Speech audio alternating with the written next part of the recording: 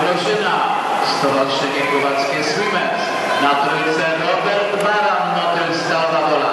Na czwórce Maciej Daszuta z Białegostoku. Na torze piątym Andrzej Grożyna z Tarnobrzega i na szóstce Paweł Nowak też z Tarnobrzega.